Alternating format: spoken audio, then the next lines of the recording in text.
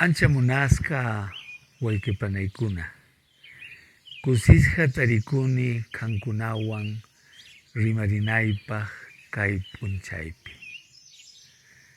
Estamos hablando ya varias semanas de la teología de la liberación, una teología que fue como un tsunami en la iglesia y lo sigue siendo, que tiene un futuro exigente y a la vez esperanzador, y que tiene, por cierto, diversas urgencias. La teología de la liberación ha mirado bastante a la sociedad, lo cual es importante, pero también tiene que mirar a la iglesia. Una iglesia católica desfigurada por el clericalismo. Cuando un grupo de personas, llámese sacerdotes, obispos, algún laico también clericalizado por ahí, dominan a la mayoría, dominan a la comunidad. Entonces la teología de la liberación está llamada a liderar también dentro de la iglesia una crítica de la pastoral que se lleva a cabo. Hace algún tiempito hablábamos de que la teología de la liberación nos tiene que ayudar a liberarnos de la opresión religiosa y farisaica. Ahora decimos que nos tiene que ayudar en la liberación de la idolatría del dinero, concretamente en la recepción de sacramentos. Y esto es algo grave en nuestra iglesia, como lo vamos a ir explicando en varias semanas. Hasta el siglo IV, la iglesia que nacía, que era perseguida, que se fortalecía en su acercamiento a Cristo y a los pobres, no aceptaba los cobros por sacramentos, por misas, ni siquiera había templos. Los templos vinieron después de que Constantino dejó de perseguir a la iglesia y empezó a darles algunas gollerías. Sin embargo, con el tiempo, como decir que la Iglesia Católica en ese aspecto se ha convertido en cualquier religión, porque cobra para todo, normalmente o generalmente.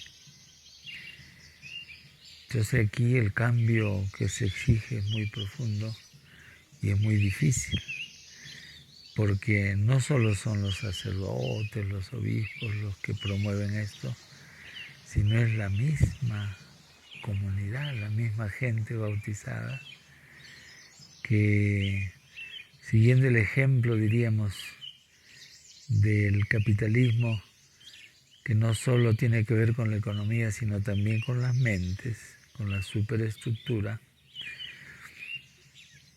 quiere pues privatizar también los sacramentos. Y no es algo raro escuchar en nuestras parroquias cuando muchos dicen: Padrecito, quiero una misa privada. Otros dicen una misa personal.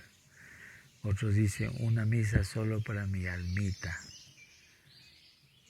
Incluso algunos no quieren, si es misa de salud, que se pida por los difuntos, solo por los vivos, etc. Y vienen varias preguntas, porque vemos a nuestra iglesia, sobre todo en el aspecto jerárquico, la vemos realmente alejada del Evangelio. Y esto lo vamos a ir demostrando a través de preguntas.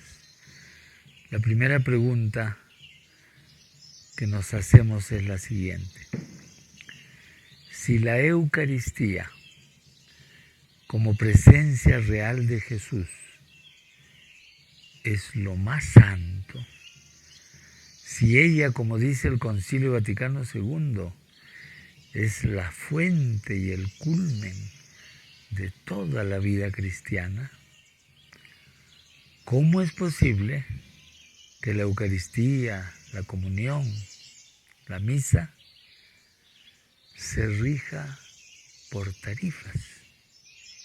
O sea que para celebrarla haya que ver qué tarifa le corresponde, qué pago corresponde. Y aquí viene entonces la siguiente pregunta teológica. Curiosamente, cuando estaba escribiendo el librito Dinero y Sacramentos, una parte la redacté en Alemania y quise consultar a algunos párrocos alemanes sobre esta temática.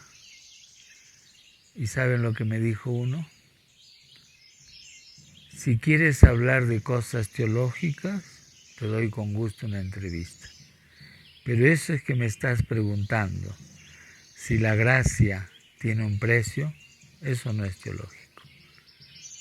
Pero es lo más teológico.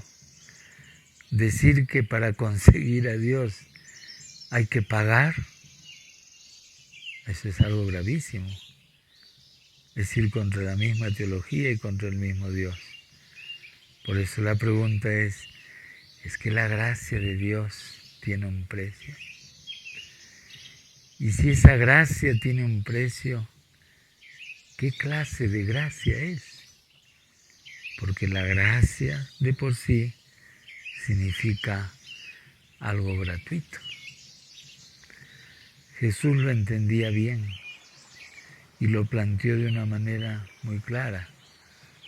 Ahí está en Mateo, capítulo 6, versículo 13. Versículo 24. Dice que ustedes no pueden servir a dos patrones. Si sirven a uno, dejarán de querer al otro y viceversa. Y concluye con esta frase: ustedes no pueden servir al mismo tiempo a Dios y a las riquezas. Esto que se puede aplicar para la vida diaria, tenemos que empezar a aplicarlo en la vida litúrgica, es decir, referido también a los rezos, referido a las misas, a los sacramentos. Pero aquí se da en la jerarquía de la Iglesia como una ruptura, como una decisión. Eso no vale para la liturgia. Y se promueve todavía en la mayor parte de lugares, empezando por Roma, el pago por los sacramentos. Y entonces viene una pregunta que puede ser la última. ¿Es que existe un mercado religioso? Es decir, así como se venden pues los víveres, se venden las frutas, se venden los artefactos eléctricos, se vende toda clase de cosas.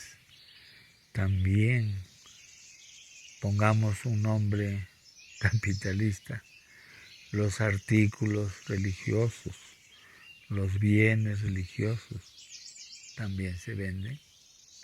La respuesta basada en la realidad es que se vende. Y así como nos choca cuando vamos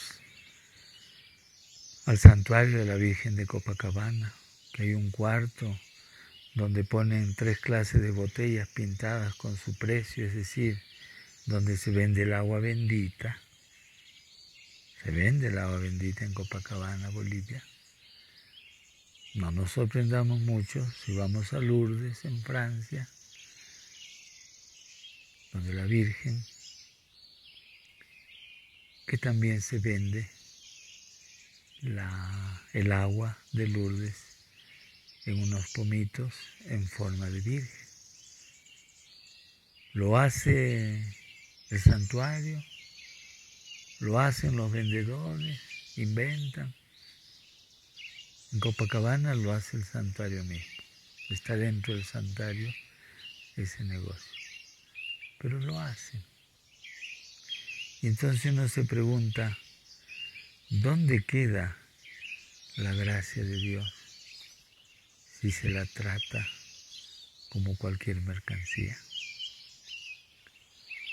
Y la pregunta es para todos y para todas, no solo para los sacerdotes, es para todos los creyentes. ¿Cómo hemos caído tan bajo para quitarle el valor a la gracia de Dios, a la vida de Dios?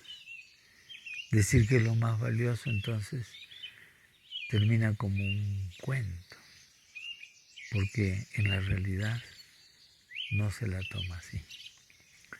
Vamos a seguir conversando sobre estas cosas porque son demasiado importantes, pero no se le da la debida importancia en nuestra propia iglesia.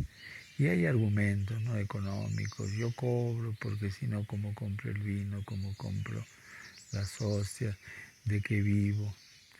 La próxima vez vamos a hablar de cómo, para cambiar este sistema que fue inventado alguna vez por seres humanos y nosotros lo podemos cambiar también desde el Evangelio, pero vemos que muchas veces pues los encargados de las parroquias no toman en cuenta ese acto de fe que se necesita para salir de este abismo en el que hemos caído como iglesia.